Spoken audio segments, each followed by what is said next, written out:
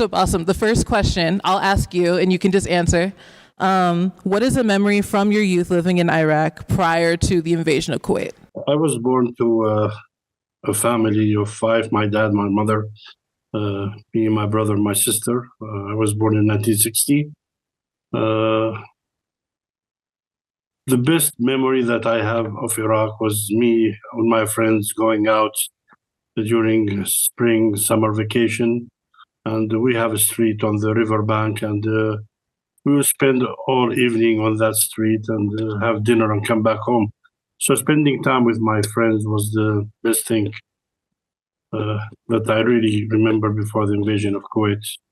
What is your favorite memory of your family before ISIS invaded? We used to live with my parents in their house, and in 1998, we moved to our homes, me and my late brother. So we had like a schedule every Saturday morning. We will go get breakfast and go spend the whole day at my parents' house. My mom and dad will come to our house on a Friday because a Friday is an off day for us in Iraq, Friday and Saturday. So the best memory that we have, we were spending time with my parents, either at my house, my brother's house, or my parents' house, and our kids will have really good time playing in their grandpa's house. Hello, Bassem. How are you, sir? Good. How are you? I know that I am well, thank you. I know that you've been to this country a couple of times, most recently a couple of weeks ago. I'd like to hear what your impression is of Social 119 students. Okay, so let me tell you a background about myself. I came to the United States in 1980, stayed for 8 years. I went to college here, graduated at Western Michigan, and went back home. So I've been around American students for 7-8 years. When I started talking to Sam after his TEDx talk, I started Skyping into Social 119 around 2014, I believe, in 2015. And then when we stopped after the bombing of my house, we stopped in 15 and 16. And then my first time in person at Thomas was in 2018.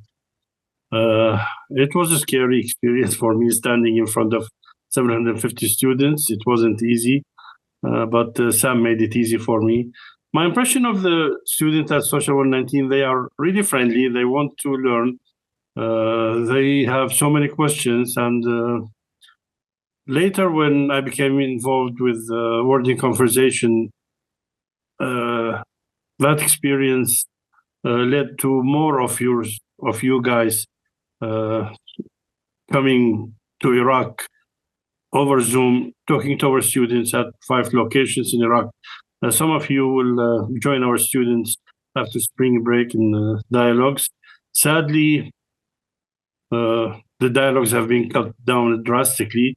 Last year we had 130 dialogues with Wing, with over 130 dialogues over 5 sites in Iraq, University of Mosul, 2 sites, Duhok, Erbil, and Najaf. But this year we have been forced to really cut down drastically. We have 10 dialogues only. When you go into dialogue, you will notice that the Iraqi students are eager to talk to you, tell you about Iraq, and vice versa. So for me, bringing Social 119 into Wing was a dream of mine to bridge our students with you guys, bring 2 different mindsets, a US and an Iraqi mindset, which is very important, really. I also wanted to ask you a question regarding this, because a lot of the Americans here, we don't really quite understand what it's like to live in Middle East or any around the Iraqi area. What are some of the most common mistakes that people have, like regarding people from Iraq, from Americans? We talked about security issues, and people are afraid of visiting Iraq. And Sam in 2018 visited me. 2018. Spent Christmas with Laura here, and so there's a myth that Iraq is not secure. Iraq is very safe. You can go around. We have so many visitors from Europe, from the US, go all over Iraq, especially Mosul, Baghdad, area of Kurdistan where I'm staying, Erbil, Duhok, Suleimania. So I encourage you to go out and travel and figure out for yourself. I have a couple of students from the Netherlands who are visiting in November, and they have the same questions, but now they're encouraged to come and visit. So if you don't go out and visit, you'll still have ideas that might be wrong. So just experience. I also think that some people might be too scared to visit Iraq or Iran or any of the Middle Eastern any countries in the Middle East. Do you have any advice or any sort of tip that you want to give to the students here? You know, in any area, there are safe places and there are unsafe places. Like, for example, for me, in Turkey, in Istanbul, when I visited the first time, I met some Turkish friends, and they said, listen, don't go into the street after 10. Don't visit this alley after midnight. So you have to be vigilant. There are places that are unsafe, but most of the country is safe, and you can just experience yourself. First of all, I want to say thank you for sharing this story with us. And I want to ask you, if you could share a message with people who have never gone through what you have, what would you want them to know? It's a feeling that I do not wish upon my worst enemy. It's not easy, but having people in my life who I will gladly say that Sam is one of them. He guided me, he took my hand, and my faith as a Muslim, reading the Quran, taking out of my faith on how to live a life of when I lose somebody. So it took me at least a year and a half to get back on my feet. But the good thing is that I channeled my sad feeling into a constructive path, not hating, not trying to do revenge, but after I came to the United States in 2018, and after the published article about me on the New York Times, and I became acquainted with so many journalists, and so many lawyers, and now I'm serving on the board of an organization called CIVIC, Center for Civilians in Conflict, and I channel my experience of what I went through, trying to help the people in Iraq, in Mosul especially, who lost their loved ones, who lost their homes during ISIS liberation.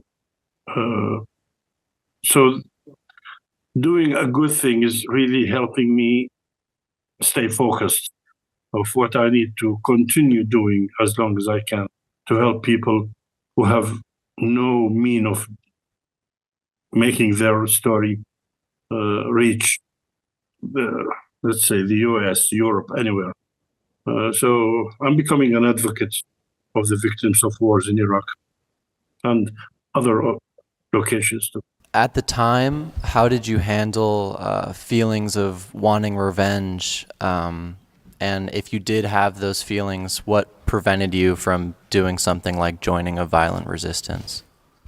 For 3 months after the bombing, and after leaving Mosul, going to Turkey for my operation, and going back to Baghdad, I never had an idea of revenge. All I wanted to know is why. I wanted an answer of why my house was bombed, until I received an answer that it was bombed because it was based on false intelligence and false drone observation of the farm that we lived in.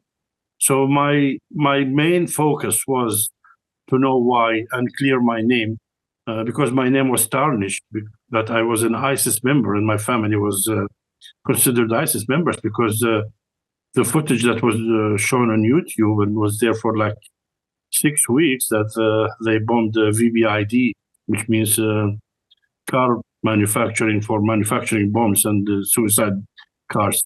So I wanted to clear my name first, and I wanted an answer, and I got the answer. Revenge, I never wanted revenge. I never wanted revenge. A lot of us Americans living here, we never really had to interact with a lot of warfare conflict. And I wanted to ask, like, what it's like to live in a volatile environment. First of all, it's nerve-wracking because you don't know what's happening the next day. If you're familiar of what's happening in the region with Gaza, with Lebanon, with Hezbollah, with Syria, Iraq is in the middle of it all, and I'm afraid that Iraq will be caught in the middle of any operation against Iran. And really, this is what's bothering me and what's troubling me. I wish nothing happens, but things escalate very rapidly in a volatile situation, and I hope we will be safe in Iraq, because we've had our shares before. We've had this 8 years war with Iran from 79 till 88, and then we had the Kuwait invasion, and then we had the American invasion 2003. So we cannot afford to be involved in any more armed conflicts. We really cannot. Hi, I was just wondering, earlier you mentioned the different mindset from people from Iraq versus people from America. And I was just wondering if you could further explain what you meant by that. Well, let me tell you, the American, they are very close to where they live. Many of you probably, you never visited another state. I know many students, I've met many students who have never left Pennsylvania, or probably they went to Michigan, Ohio. Nobody has been further down the road in the United States. This is, plus you are not aware, because the location of the United States is so far, being a continent outside of war zones, Middle East, Africa, Ukraine now, Iran, Yemen, you are too far. So you are not aware of what's happening outside of your country. Well, this has to change. You have to be more involved and know what's happening outside of your country, because it's important. After all, it's a small world, and one day you might be visiting that country, and you have to know at least few things about that country that you'll be visiting.